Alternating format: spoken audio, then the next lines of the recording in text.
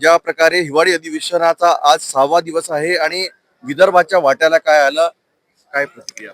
बऱ्याच गोष्टीवर संगोपन चर्चा झाली अधिवेशन काळात. अनेक प्रकल्प मार्गी लागण्यासाठी हे अधिवेशन उपयुक्त ठरलं. शेती आणि शेतकरी या संबंधात काही प्रमाणात सोयाबीन आणि कॉटन परचेसमध्ये जे उदासीनता म्हणा किंवा स्लो चालू होती प्रोसेस, ते एक फास्ट ट्रॅकवर नेण्याचं काम सुरू झालं.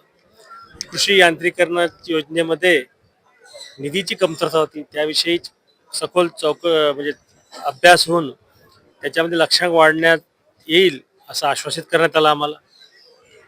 काही हॅमचे मुख्यमंत्री सडक योजनेची कामं होती, प्रलंबित होती, त्याही विषयावर मुख्यमंत्र्यांनी संबंधित मंत्र्यांनी बैठक घेतली आणि त्यावेळेस बऱ्यापैकी जे प्रकल्प होते ते अधिक गतिमान करण्यासाठी हे अधिवेशन उपयुक्त ठरेल.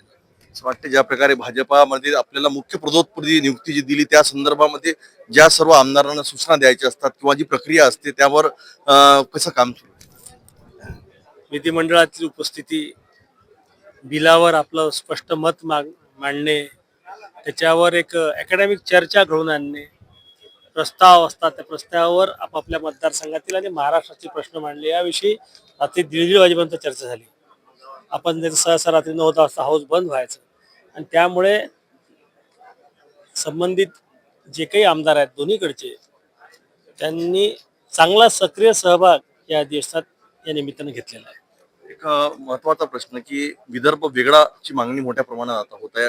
वट्टीवार यांनी सभागृहात म्हटलं आहे की आदिवासींचा, दलितांचा, ओबीसीचा विदर्भ वेगळा द्यायला पाहिजे. काय म्हणतात? त्यांच्या पक्षाकडे 70 वर्ष आधी म्हणजे 1960 पासून, आम्ही तर 10 वर्षापासून आहोत, मध्यंतरी 2.5 वर्ष त्यांच्याकडे सत्ता होती, त्याच्या आधी 50 वर्ष सत्ता होती, करून घ्यायचं असतं.